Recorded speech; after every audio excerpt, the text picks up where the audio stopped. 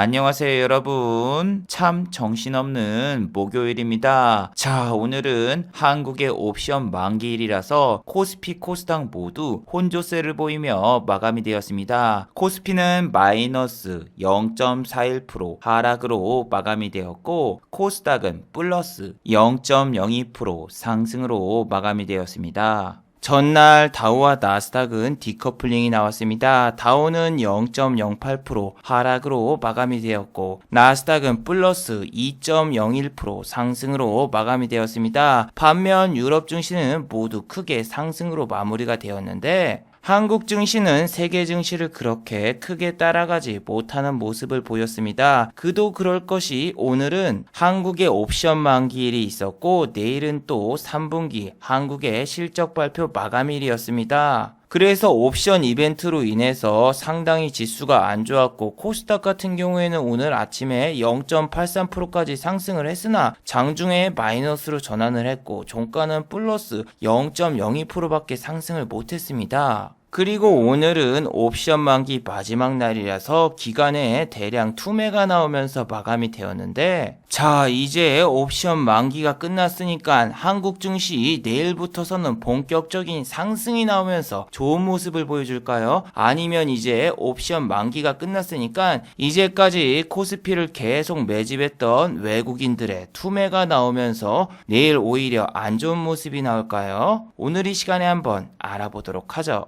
자, 지금 시각이 4시 27분입니다. 시간의 단일가 유럽장, 미국장, 그리고 야간 선물도 다 끝나지 않았습니다. 그래서 몇 가지는 배제를 해보고 진행해 보도록 하겠습니다. 자, 그럼 먼저 해외 시황과 국내 시황, 그리고 오늘의 특징주를 한번 살펴보도록 하겠습니다. 자, 그럼 먼저 해외 시황입니다. 자, 먼저 다우지수입니다. 다우는 어제 마이너스 0.08% 하락으로 마감이 되었습니다. 어제는 다우와 나스닥이 완전히 디커플링이 나왔습니다. 이틀 전까지만 해도 다우는 크게 상승한 반면 나스닥은 급락이 이틀째 이어졌는데, 어제는 정반대였죠. 나스닥은 2.01% 상승한 반면 다우지수는 어제 하락으로 마감이 되었습니다. 자, 어제 다우지수가 하락한 이유는 바로 다시 한번 경기 재봉쇄에 들어갈 수 있다라는 불안 심리 때문에 하락으로 마감이 되었습니다. 미국은 정말 어메이징한 나라입니다. 미국은 하루에 감염자가 14만 명에 육박하였고, 매일매일 10만 명 이상 확진자가 발생하고 있습니다. 자, 여러분, 지금 프랑스라던가 독일 같은 경우에는 하루에 바이러스 감염자가 3만 명에 육박합니다. 그런데 하루 평균 감염자가 10만 명 이상 나오는 미국이 현재 경기 봉쇄에 안 들어간 건 약간 좀 이상하죠. 그래서 어제 영상에서 지금 증시에서 우려되는 점에 대해서 몇 가지 말씀드렸죠. 자, 여러분, 미국이 그동안 경기 봉쇄에 안 들어간 이유가 뭐죠? 네, 바로 미국 같은 경우에는 얼마 전 대통령 선거가 있었죠. 대통령 선거를 얼마 앞두고 경기 봉쇄에 들어간다면은 그 경기 봉쇄로 인해서 트럼프 형 같은 경우에는 선거를 치러보기도 전에 대선 패배가 거의 기정사실화가 되기 때문에 그런 악수를 둘 수가 없었습니다. 그리고 지금 현재 미국 같은 경우에는 각 주별로 주지사 권한으로 경기 봉쇄 명령을 낼 수가 있는데, 뉴욕 같은 경우에도 이번 주 금요일부터서 술집과 체육관 등의 야간 영업을 중단하는 명령이 내려졌습니다. 그리고 어제 영상에서도 말씀드렸다시피 화이자의 CEO가 62억 원을 장내에 매도를 했습니다. 화이자의 CEO 같은 경우에는 보유 지분의 약 62% 정도를 매도를 했고, 한국 돈으로 62억 원입니다. 라임이 참 찰지네요. 62억 원, 62%. 화이자 CEO가 가지고 있는 자사주가 총 22만 주인데 그 중에서 13만 주를 매각을 했고, 또 나머지 8만 주는 계속 가지고 있다고 해도 62%를 매각한 건 상당히 크죠. 근데 여러분, 너무하지 않나요? 아니, 어떻게 호재 뉴스 나오자마자 바로 CEO가 매도를 합니까? 그래서 회사 측에서는 주주들을 안정시키기 위해서 이번 자사주 매각은 팔려고 해서 판 게 아니라 원래 스케줄에 있던 계획대로 진행을 한 것일 뿐이다. 원래 스케줄표는 한 달 전에도 공시를 했다. 이렇게 답변했습니다. 아니 여러분, 이거는 더 나쁜 일 아닙니까? 자산 매각 급락을 하는 날에 호재 공시를 하고 매도하는 거는 우리나라 기업 중 한미약품이나 하는 이런 짓거리를 외국에서도 똑같이 하고 있어요. 예전 2016년도 제약주가 랠리가 펼쳐질 때 한미약품 같은 경우에는 금요일날 항암제 기술 수출을 진행하게 되었다 호재 공시를 내고 월요일날 아침 9시 30분까지 장중에 20% 이상 상승했을 때 갑자기 기술 수출이 해지가 되었다라는 악재 공시를 냈어요. 근데 중요한 건 여기서 아침에 갭이 21%가 떴을 때 한미약품 직원들 중 몇몇 분들은 자사주를 처분했다 라는 소식이죠. 그거랑 똑같은 일이 화이자에서도 나왔다고 보시면 되죠. 화이자 같은 경우에는 그래서 어제 같은 경우에도 마이너스 0.47% 하락으로 마감이 되었습니다. 자, 나스닥 같은 경우에는 급등한 이유 중 한 가지 뉴스가 있어서 급등을 했습니다. 바로 이 뉴스입니다. 이번엔 화이자가 아닙니다. 모더나에서도 이번 주 내로 임상 3상 중간 단계를 보고하겠다 이러한 뉴스가 나오면서 모더나의 주가는 무려 8.40% 상승으로 마감이 되었습니다. 장중에는 10.43%까지 상승했으나 종가는 8.40%. 나쁘지 않습니다. 시가를 보면 1.31%밖에 상승을 안 했는데 이건 장중에 뉴스가 나왔기 때문이죠. 그리고 화이자와 두 가지 다른 점이 있습니다. 첫 번째, 화이자는 다우에 상장이 되어 있습니다. 모더나 같은 경우에는 여기 보시면 아시다시피 나스닥에 상장이 되어 있습니다. 모더나의 주가가 급등하자 나스닥 역시 2%대 상승하는 모습을 보여주었고 어제 나스닥의 언택트 관련주들도 모두 크게 반등이 나왔습니다. 자, 아마존을 먼저 보시면은 플러스 3.37% 상승으로 마감이 되었죠. 그리고 페이스북. 자, 페이스북 역시 어제 상승으로 마감이 되었습니다. 플러스 1.49%. 자, 그리고 넷플릭스 역시 플러스 2.19% 상승이 나왔는데 자, 여러분 잘 생각해 보세요. 한국도 마찬가지였죠. 한국도 최근 이틀간 코스닥 지수가 내렸는데 코스닥 지수가 내리면은 코스닥에 상장되어 있는 제약주만 내리는 게 아니라 이렇게 전혀 다른 섹터인 반도체 관련주도 내리죠. 자, 코스닥에 상장되어 있는 SF의 반도체 같은 경우에는 지금 3일 연속으로 음봉이 나왔는데 같은 반도체 섹터인 SK 하이닉스와 삼성전자 같은 경우에는 최근 이틀간 계속 상승이 나왔죠. 근데 SF의 반도체라던가 AD 테크놀로지에 있는 코스닥 반도체주는 내리고 왜 코스피에 있는 삼성전자와 하이닉스는 올랐을까요? 네, 당연히 삼성전자와 하이닉스 같은 경우에는 코스피에 상장이 되어 있었기 때문에 코스피가 최근에 1% 이상 이렇게 상승이 나왔고 지수를 따라가면서 SK 하이닉스와 삼성전자는 코스닥에 상장되어 있는 반도체주와 달리 이틀 연속으로 상승이 나온 거죠. 자, 그런데 신기한 점은 우리나라의 언택트 관련주는 오늘 상당히 안 좋은 모습을 보였습니다. 시초가부터서 네이버 같은 경우에는 1.07%로 상승을 했는데 장중에 1.96까지 상승했고 종가는 마이너스 0.36%로 마감이 되었죠. 카카오도 보시면은 장중에 2.53%까지 상승했으나 종가는 음봉으로 마감되며 플러스 0.56%로 마감되었죠. 자, 그러면은 미국의 언택트 관련주는 오늘 모두 상승이 나왔는데 왜 한국의 네이버와 카카오는 음봉으로 마감이 되었을까요? 첫 번째, 한국은 오늘이 옵션 만기일입니다. 옵션 만기일에는 코스피 코스닥이 요동을 치는데 특히 코스피 지수는 선물이 들어가기 때문에 이 기간 중에는 코스닥보다 코스피가 변동성이 더 심합니다. 아침에 코스피 지수를 한번 보세요. 아침에 장이 개장되자마자 바로 치고 올라가더니 바로 빠졌어요. 1시간 동안. 그리고 1시간 뒤에 다시 올랐다가 또 빠지고 또 올라가는 척 하다가 또 빠지고 올라가는 척 하다가 또 빠지고 2시 때 에이씨 이거 오늘 마이너스 1%로 마감되겠구나 싶었는데 쭉 끌어올리더니 동시효과 때 다 빼버리기. 오늘 정말 코스피 법성포 영광굴비처럼 정말 난리 법석을 피웠습니다. 물론 이건 이틀 전 영상에서도 설명을 드렸죠. 네이버와 카카오는 코스피에 상장이 돼 있기 때문에 옵션 만기일에 상당히 요동을 칠 수 있다. 그렇기 때문에 미국의 아마존과 페이스북의 주가를 보는 게 아니라 한국의 옵션 그리고 상하이 종합지수를 자세히 관찰하라고.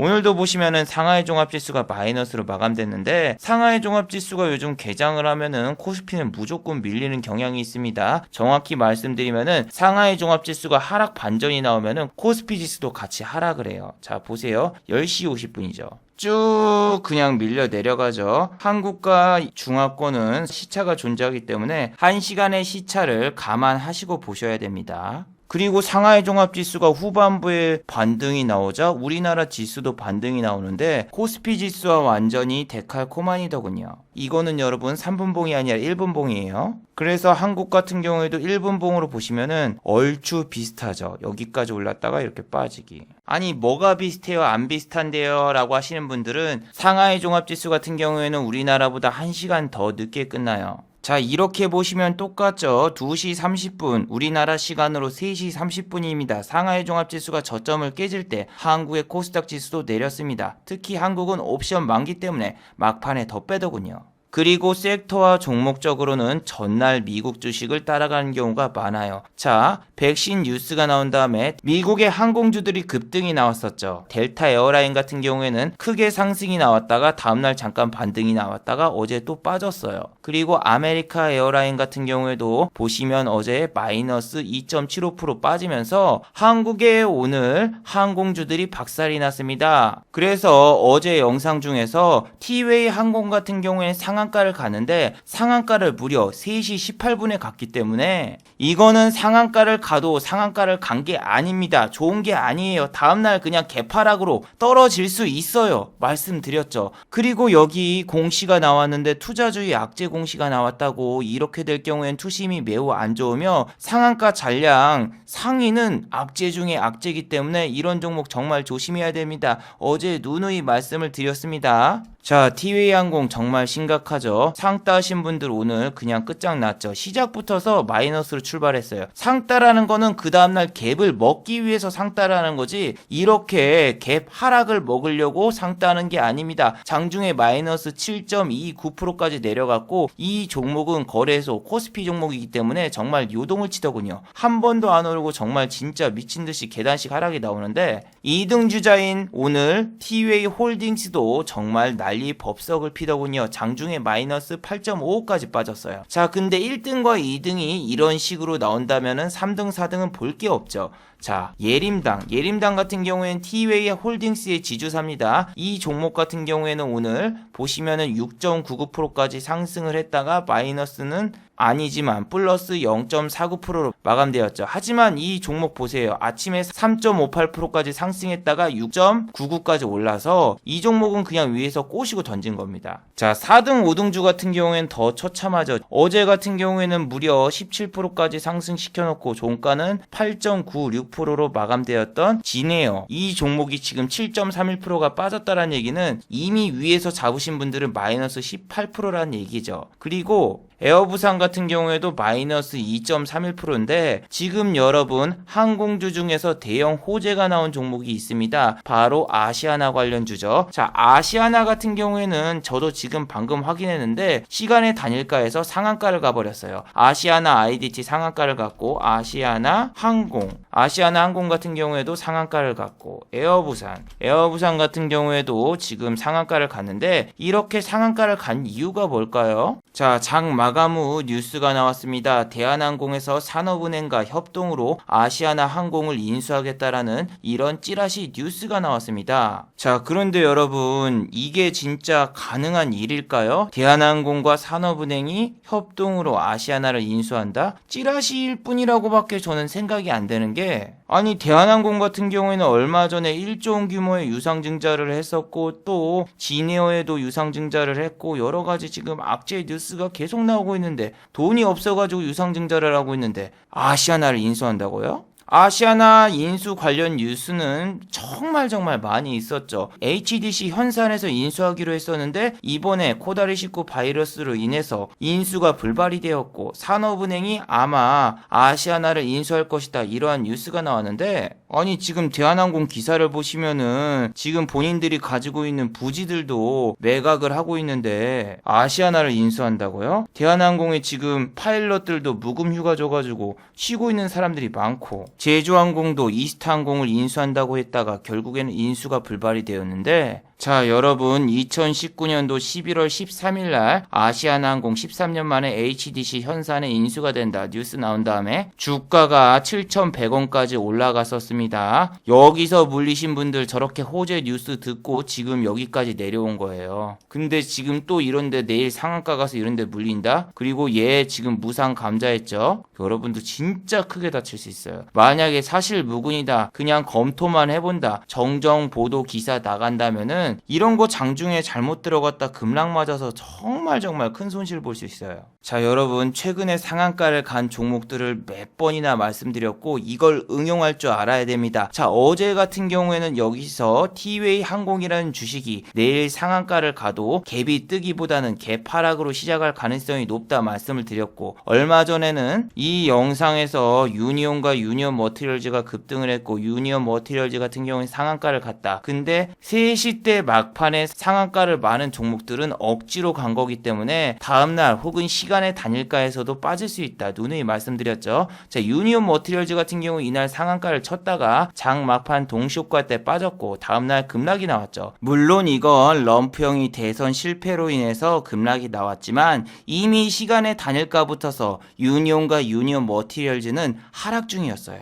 자, 그리고 여러분 최근 들어서 일주일 동안 얘기한 한 종목 신규 상장주, 아니 신규 상장 예정주가 있었죠. 바로 무슨 종목이었죠? 꽃기호 꽂고 교촌치킨입니다. 자, 교촌치킨 같은 경우에는 오늘 상장을 했습니다. 자, 이 종목이 만약에 빅히트라던가 이런 애들처럼 상한가를 가도 상따 절대 금지, 상따를 금지해야 되는 이유가 뭐다? 이 종목은 교촌치킨이라는 브랜드인데 공모가를 산정할 때 비슷한 브랜드하고 비교했던 회사들이 있어야 되는데 그 회사들이 롯데 제과라던가 동원 F&B 등 시가총액이 너무 높은 주식과 본인 주식을 비교를 해서 시총이 좀 뻥튀기 된 게 있다. 예를 들면 빅히트 같은 경우에는 당연히 SM과 JYP 그리고 YG 엔터테인먼트하고 주가를 비교해서 공모가를 산정을 해야 되는데 그 종목은 네이버하고 카카오하고 시가총액을 비교해서 공모가를 산정했기 때문에 빅히트는 뻥튀기 논란이 계속됐고 결국엔 하한가를 가버렸죠. 자, 오늘 교촌 F&B 상한가를 몇 시에 갔습니까? 아침에 보시면은 정말 놀라웠어요. 아침에 시작하자마자 급락이 나와서 제가 이 종목을 봤을 때 마이너스 17%까지 빠졌던 걸로 봤거든요. 근데 다시 올라가더니 여기 보시면은 3시 15분 근처에서 상한가를 말아버렸습니다. 자, 이렇게 되면은 억지로 상한가를 만 거고 오늘 외국인과 기관의 수급을 보시면은 당연히 개인 빼고 산 사람이 없습니다. 자, 투심이 매우 안 좋을 수밖에 없죠. 상한가를 갔으니 내일 당연히 갭이 뜨고 오케이, 이 종목으로 크게 벌어봐야 되겠다. 그런 생각을 가지신 분들 큰일 났습니다. 왜? 시간의 단일가에서 마이너스 5%대 급락이 나와버리고 말았죠. 그냥 여러분 설거지 당하신 거예요. 왜냐하면 지금 50만 주가 여기서 매수가 체결이 됐다면은 여기서 산 애들 같은 경우에는 내일 만약에 시초가에 시작을 0%로 시작해도 수익이기 때문에 이 물량을 누군가 받아줘야 되는데 지금 받아줄 사람이 있을까요? 여러분 요즘 트렌드가 상한가 근처까지 꼬시기 혹은 VI 근처까지 꼬시고 던지기 이런 겁니다. 아미노로직스라던가 이런 종목 아침에 막 상한가 갈 것처럼 보였는데 종가 보세요. 플러스 17.44%. 시간의 단일가 당연히 하락, 외국인 기관 수급 보시면은 당연히 양매도. 실적 하나도 없습니다. 예, 단기 순이익 자체가 존재하지 않거나 혹은 마이너스인 이런 회사들 오늘 같은 날 설거지합니다. 무슨 이야기냐면은 내일이 바로 실적 발표 마감일입니다. 뭐 11월 15일 같은 경우에는 일요일이기 때문에 하루 연장해서 월요일 날 실적 발표를 해도 상관은 없지만 대부분 내일 정도에 발표를 해요. 왜냐하면은 담당자가 전화 받기 귀찮아서 금요일 날 6시쯤에 발표 딱 해놓고 퇴근하고 튑니다.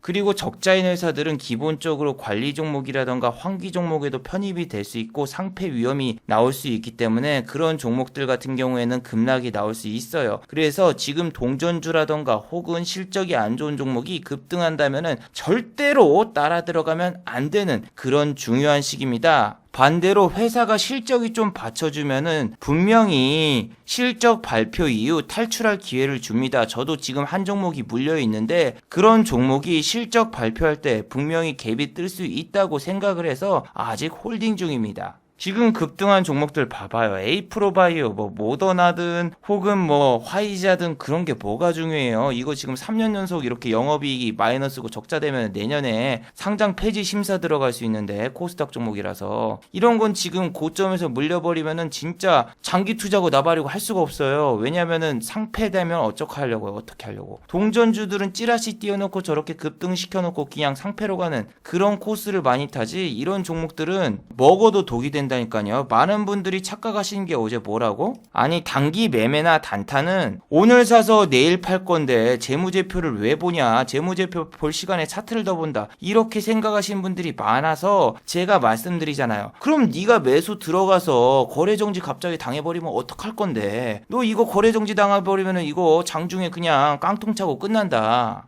제가 어제 영상에서 이렇게 설명을 해드리니까 우리 또 유튜브 시청자분이 장중에는 거래 정지가 되는 경우가 없다고 말씀하시는데, 상식적으로 생각을 해보세요. 자기가 투자한 회사 CEO가 갑자기 장중에 회사 돈을 가지고 해외로 튀었어요. 그럼 배임 횡령이죠. 배임 횡령 뉴스가 갑자기 뜨면은 장중에 거래가 정지가 됩니다. 여러분들이 생각을 해보세요. 예를 들면은 대우그룹의 김우중 씨 갑자기 장중에 해외로 돈 들고 튀었어요. 그럼 그게 뉴스에 빵빵 나오죠. 근데 대우그룹 주식이 장중에 거래가 되고 있다? 그럴 경우에는 거래소 측에서도 징벌 처벌을 해야죠. 가만히 놔둔 사람은 근무 태만으로 고발해야 돼요. 고발. 아니, 여러분, 주식 경력이 어느 정도 있거나 조금만 검색해봐도 다 나옵니다. 2018년도에 저 현대상선 보고 있었는데 갑자기 장중에 거래 정지됐길래 이거 뭔가 드디어 상패인가 딱 보니까 여기 배임행료 고소 때문에 현대상선 지난번에 거래 정지 당했었죠. 이거는 2년 전 제 유튜브 영상을 찾아보셔도 제가 그 당시에 했던 말들과 그 당시에 또 이야기를 했었는데, 이노와이즈 등 여러가지 종목들이 제가 거래 정지 당한 거를 수십 번 봤어요. 아니, 여러분, 뭐 상장 폐지 뉴스라던가 이런 게 거래소에서 끝나고 공시를 내보내는 게 아니라 먼저 일단 거래 정지를 장중에 띄운다니까요.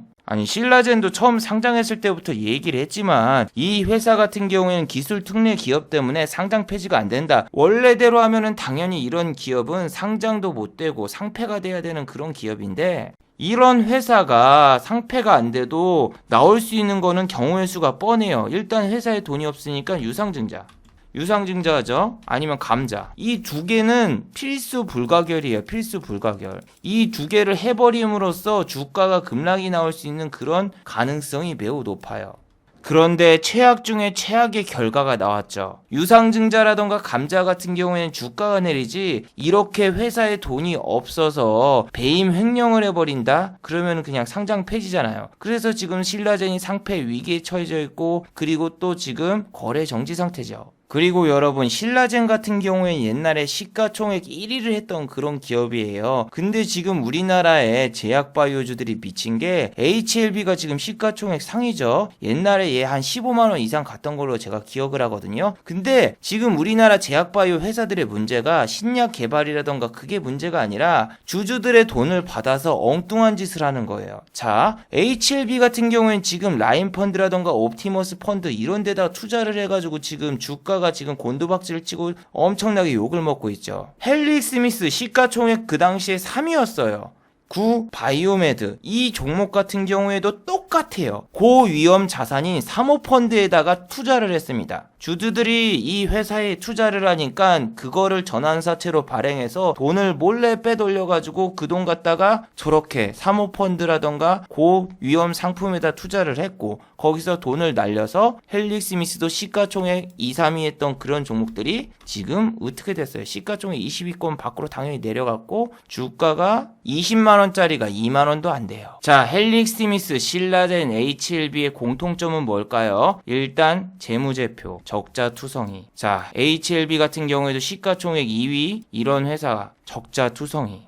회사에 돈이 없으니까 전환사채 발행이라던가 블록딜이라던가 여러 가지를 합니다. 그리고 그 돈으로 적자폭을 메꾸는 게 아니라 뭘 합니까? 고위험 자산에 투자를 했다는 거. 그래서 여러분들이 주식으로 대박을 노리는 게 아니라 한 종목에서 크게 먹었어도 다음 종목에 들어가서 상패를 당하거나 저렇게 급락을 맞아버리면은 번 돈 다 날리고 시간도 날리고 돈도 날려요. 그리고 재무 회사가 안 좋은 회사들은 존버를 타도 결국 그 회사가 상장 폐지돼서 사라집니다. 오늘도 보시면은 아침에 여러분들을 유혹하고 던지는 종목들이 많았죠. 9시 5분밖에 안 됐는데 20% 이상 상승한 BC월드제약, 그리고 한국 유니온제약, 어제 시간의 단일가에서 전부 다 상한가 간 종목들이었습니다. 자, 이 두 종목은 무슨 종목이죠? 화이자 관련 뉴스로 급등한 종목이죠. 자, 한국 유니온제약 같은 경우에는 오늘 종가가 마이너스 2.39%로 마감이 되었으나 장중에 한번 확인을 해보실까요? 장중에 과연 몇 프로나 상승했죠? 장중에 무려 22%까지 상승을 했고 위에서 잘못 잡았으면 마이너스 24% 손실이죠. 자, BC월드 제약도 아침에 28.33%까지 상승을 했었죠. 그리고 종가는 7.26%로 마감돼서 위에서 만약에 잘못 잡았거나 혹은 시초가에 매수하신 분들은 기본적으로 10% 이상 손실 중이죠. 그리고 지금 증시 같은 경우에는 하루는 수익 구간을 줬다가 그 다음날은 다 빼버리는 그런 증시가 나오기 때문에 여러분들이 지금 수익 구간을 주면은 빨리빨리 챙기고 나가야 됩니다. 어제 영상에서도 보여드렸지만 저 같은 경우에는 어제 자율주행차를 노렸었고 아주 고점에서 잘 매도하고 나왔습니다. 자, 모바일 어플리언스 같은 경우는 제가 5,660원에 팔았고 분명히 말씀드렸죠. 다음 주 월요일날 무슨 뉴스가 있습니까? 전환사채 뉴스가 있다. 일주일 내내 얘기를 하고 있습니다. 왜 이런 종목을 자주 이야기하냐면은 너무너무나 빨려 들어가고 싶고 너무너무나 장중에 좋아 보여서 여러분들이 들어가게 된다는 거죠. 오늘도 보시면은 개인 투자자분들이 모바일 어플리언스를 어마어마하게 매수를 했습니다. 자, 지난번에 모바일 어플리언스를 이렇게 매수가 들어왔을 때 주가는 어떤 모습을 보였나요? 다음날 급등을 했죠. 자, 근데 이때 특징은 뭐냐면은 외국인이 매수를 했었고 먹튀를 했다는 사실, 그리고 전환사채 공시가 이때 나왔다라는 거. 모바일 어플리언스는 일주일마다 매주 전환사채 이야기가 나옵니다. 그만큼 회사에 돈이 없기 때문에 전환사채를 이용해서 자금을 충당해서 적자를 메꾸려는 속셈학원 같은 속셈인데, 보통 이렇게 개인 투자자분들이 매수가 많이 들어오면은 동호회에서 장난을 칩니다. 이 영상을 꾸준히 보신 분들, 모바일 어플리언스가 시간의 단일가에서 4% 5% 오르는 거 몇 번이나 나왔죠? 자, 대주주 양도소득세 10억 유지 연말 상승 랠리가 펼쳐질까? 이 영상에서도 모바일 어플리언스 실시간으로 이렇게 시간의 창을 보여드렸죠. 시간의 창만 해도 지금 상한가를 갈 것 같은 분위기고 개인 투자자분들이 연속 매수가 들어왔는데 이런 건 보통 동호회 단타꾼들이 들어와서 아침에 시가갭을 빵 띄워놓은 다음에 다음날 던질 것이다. 그래서 지금 시간의 단일가에서 매수에 동참하시면 망합니다. 여러분 들어가면 안 돼요. 그리고 이 녀석들의 패턴은 뭐냐면은 외국인이 대량 매도가 나온 날은 시간의 단일가에서 급등이 무조건 나온다. 그런데 이 모든 행위는 전환사채 물량이 쏟아져 나오기 전에 고점에서 털어먹으려는 속셈학원 같은 속셈학원이다. 몇 번이나 말씀드렸죠. 자, 그럼 과연 모바일 어플리언스 시간의 단일가에서 오늘은 어떤 모습을 보여주었을까요? 자, 외국인이 오늘은 모바일 어플리언스를 사버렸습니다. 남성과 모트렉스 같은 경우에는 오늘 아침에 이렇게 상승이 나왔지만 이런 애들은 오늘 외국인과 기관이 매도를 때리고 튀었거든요. 자, 그러면 여러분 어떤 생각이 드나요? 와, 내 종목은 외국인이 샀으니 호재가 있나? 혹은 내 종목은 내일 상승하는 게 아닌가? 이런 꿈을 꾸게 됩니다. 자, 외국인이 먹튀하고 나간 남성 같은 경우에는 오늘 1.22%밖에 안 빠졌고 모바일 어플리언스는 5.05%가 빠졌는데 오늘 매수가 들어왔죠. 근데 얘네들은 종가라던가 이 밑에다 깔아놓고 사서 그렇지 장중에는 계속 매도였습니다. 자, 보시면은 외국인은 아침에 잠깐 매수를 했다가 장중에 팔고 튀고 나갔습니다. 근데 외국인은 종가 동시호가 때 직전에 잠깐 28,000주를 샀는데 이 종목 만주 사면 얼마입니까? 5천만 원이죠. 그리고 2만 주 사면은 고작 1억밖에 되지 않습니다. 그렇기 때문에 이 종목에 3만 주가 들어왔다고 해도 10억도 안 되는 돈이기 때문에 실질적으로 이런 수급은 투심을 자극할 수가 없어요.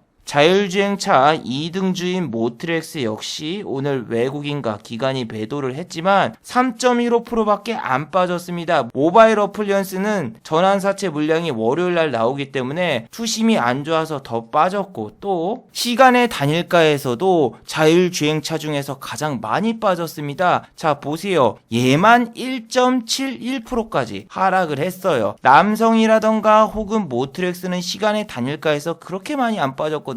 보면은 전환사채라던가 저런 악재 있는 종목은 장중에는 정말 좋은 모습을 보여주지만 장 막판 그리고 후반부에는 정말 안 좋은 모습을 보여주거든요. 얘도 시간의 단일가에서 0.59%밖에 안 빠졌는데 이거는 미국의 나스닥 야간 선물이 내리니까 그냥 좀 따라서 내렸다고 보면 돼요. 자, 그런데 여러분, 오늘은 남성이 그나마 자율주행차 중에서 가장 많이 안 빠졌고 장중에도 가장 상승폭이 컸어요. 그런데 왜 모바일 어플리언스에는 개인 투자자분들이 이렇게 많이 물리셨을까요? 제가 아주 알기 쉽게 알려드리도록 할게요. 일단은 이 종목은 제가 이전 강좌에서도 수없이 말을 했었고, 이 종목은 빠질 때 잘 봐야 된다. 왜냐하면은 지금까지 패턴을 보세요. 이 종목 만약에 밑에 한 5% 정도 빠지잖아요. 종가 관리 들어갑니다. 갑자기 3시 넘어서 한 만주 정도 들어와서 올려요. 그리고 시간의 단일가에서 한 4, 5% 뛰어요. 아침에 갭 무조건 뜹니다. 아침에 갭 한 5% 떠요. 종가 또 빠져. 그러면은 또 어떻게 된다? 3시 넘어서 갑자기 관리 들어와. 그리고 아침에 갭이 또 4, 5% 떠. 이번엔 9% 떴죠. 그리고 패턴은 똑같아. 외국인은 계속 매도가 나와. 이날도 보시면은 어때요?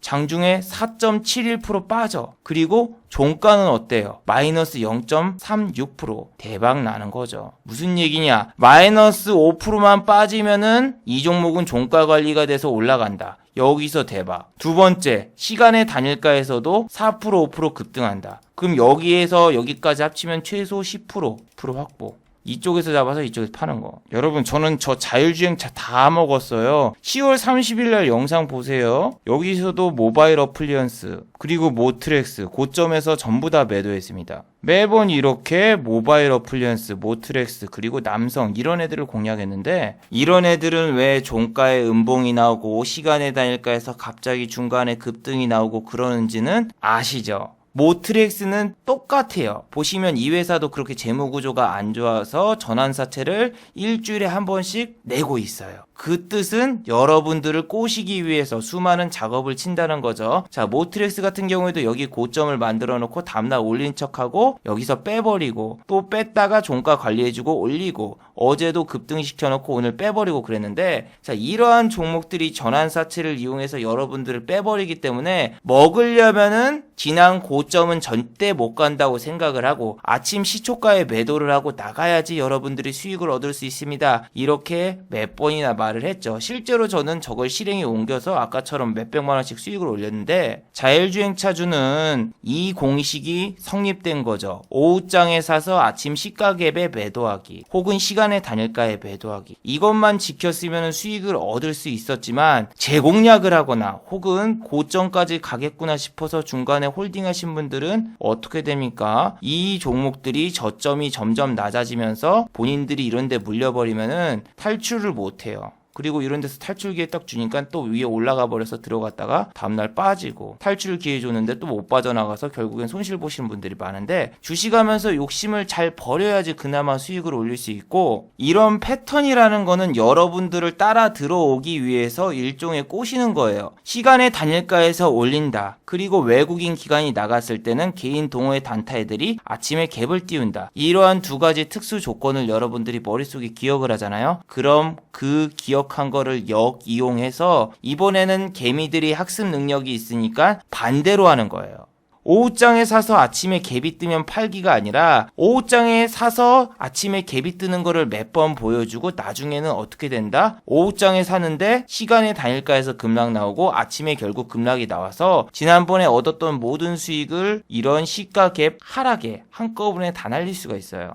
자, 그런 패턴이나 노림수는 모든 주식에 통용이 됩니다. 자, 나라MND 같은 경우에는 매번 12,000원대를 돌파를 못하고 12,000원만 돌파를 하면 계속 무너지면서 종가가 하락을 했어요. 근데 어느 순간 갑자기 13,000원을 돌파했을 때 이때 제가 빨려 들어갈까 말까 하다가 저는 모트렉스라던가 모바일 어플리언스를 종가 베팅 때려야 돼서 이 종목 공략을 못했는데 와 진짜 선택을 잘했어요. 왜냐면은 13,000원 돌파하자마자 바로 종가가 밀렸는데 종가가 12,700원. 별로 나쁜 가격이 아니에요. 왜냐면은 12,700원인데 이 종목만 코스닥에서 상승을 했거든요. 11월 10일 코스닥 지수 보세요. 코스닥 지수 마이너스 1.22%, 마이너스 1.22%나 하락을 했는데도 불구하고 저 종목 양봉으로 아주 좋게 마무리가 됐죠. 그런데 귀신같이 지금은 12,000원 이하로 돌아가 버렸어요. 그런데 나라MND를 매일 공략했던 분들은 13,000원 꼭대기에서 물리신 분들이 많을 거예요.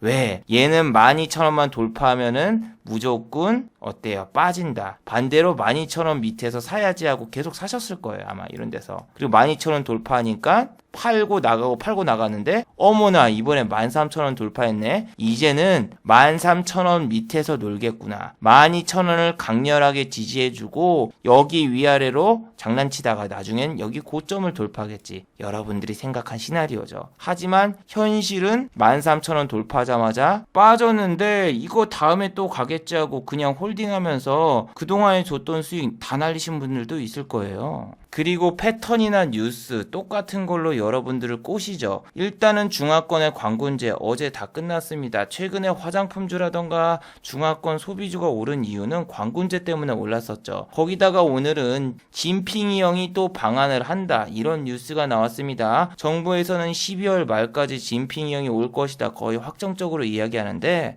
제 예전 영상 여기 뉴스 보신 분들 알죠? 우리나라에서 가장 많이 나오는 찌라시 가짜 뉴스는 정부에서 나옵니다. 정부에서는 항상 연말에 김정은 방한 혹은 시진핑의 방한 이런 뉴스를 매번 뿌린다. 그런데 시진핑 방한은 2016년도부터서 4년 동안 매번 나왔는데 단 한 번도 없었고 김정은 방한, 서울 방한, 부산 방한 한 번도 이루어지지 않았습니다. 근데 공식 내피셜처럼 계속 이야기를 하지만 이번에도 보세요. 오늘은 KBS 뉴스에 나와서 강경화 씨가 얘기를 했죠. 조속히 방한을 할 것이다. 12월 달에. 그 뉴스를 보고 뭐 이치한불이라던가 이런 걸 사셨던 분도 있었겠죠. 근데 이게 진짜 요즘 트렌드가 이거예요. 지난 고점 뚫을 것처럼 한번 보여주고 뚫어. 나라MND처럼 13,000원처럼. 뚫자마자 바로 빠져서 이렇게 내려오는데 힘이 너무나 없더군요. 11시 때는 상하이 종합지수가 하락 전환했을 때입니다. 그래서 상하이 종합지수 빠지면서 우리 지수도 같이 빠졌고 이치한불은 거래소, 코스피 지수 자체도 11시 때 빠졌죠. 한국화장품 지난 고점 터치하자마자 바로 빠지고 토니모리 지난 고점 터치하자마자 바로 빠지고 지금 돌파 매매로 수익 내시는 분이 있나요? 뭐 카페라던가 이런데 막 인터넷 돌아다니다 보면은 화려한 매매 일지를 올리신 분들이 너무너무나 많은데 대부분 돌파 매매 이렇게 막 일지를 올리신 분들 많은데 그런 분들 지금 보이질 않네요. 아마 고점 돌파 매매 몇 번 하다가 때려 맞아서 물려가지고 아무것도 못하고 있을 거라 생각이 들어요.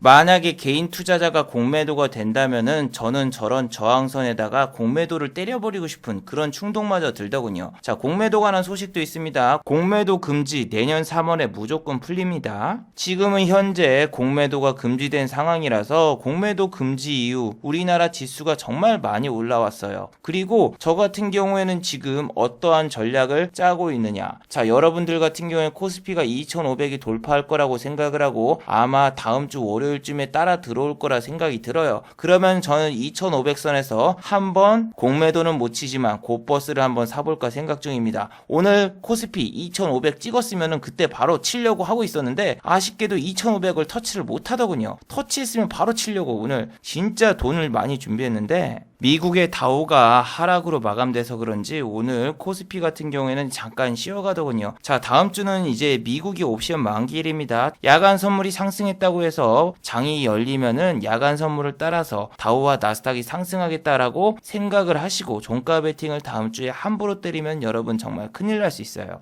자, 마지막으로 한번 정리해 보도록 하겠습니다. 1번, 내일은 한국의 3분기 실적 발표 마감일입니다. 내일 실적을 발표하는 회사들이 상당히 많이 있을 거예요. 그런데 지금은 바이러스로 인해서 타격받는 업종들이 수없이 많이 있습니다. 최근에 급등했던 종목들은 실적 발표로 인해서 주가가 조정이 올 수가 있어요. 반면 그동안 조정이 심했던 회사들은 실적 발표 이후에 악재 해소 혹은 실적이 좋아서 급등하는 회사도 나올 수 있으니 내일 실적 발표 마감일 끝까지 잘 관찰해 보시기 바랍니다. 자, 두 번째, 돌파 매매는 당분간 안 하는 걸 추천해 드립니다. 최근에 상한가 바로 직전에서 대량 투매가 나오거나 혹은 지난 고점을 돌파하자마자 외국인과 기관의 폭탄 매물들이 투하가 되고 있어요. 특히 개인 투자자분들은 지금 코스피가 2500을 향해 가기 때문에 지수 자체가 크게 상승하니까 돌파 매매가 통하겠다 하고 돌파 매매를 하시는 분들이 상당히 많은데 외국인과 기관은 이걸 역이용하고 있습니다. 그래서 당분간은 돌파 매매를 안 하시는 걸 추천해 드립니다. 자, 유튜브 광고도 끝까지 시청해 주시면은 정말로 고맙겠고 좋아요와 구독하기도 많이 눌러 주시면은 정말로 감사하겠습니다. 아, 그리고 또 어제 생방송 전에 후원을 해 주신 정말 고마운 분들이 계셨네요. 네, 제 유튜브 채널에서 김천재 후원하기 버튼을 누르시면은 저를 후원해 주실 수 있는데 오창배님, LHS님, 스마일님, 해리포터가 좋아님, 박나비님, 팽민경님 후원 정말 감사드립니다. 자, 다들 수고하셨고 즐거운 평일 되시기 바랍니다. 다들 수고하셨습니다.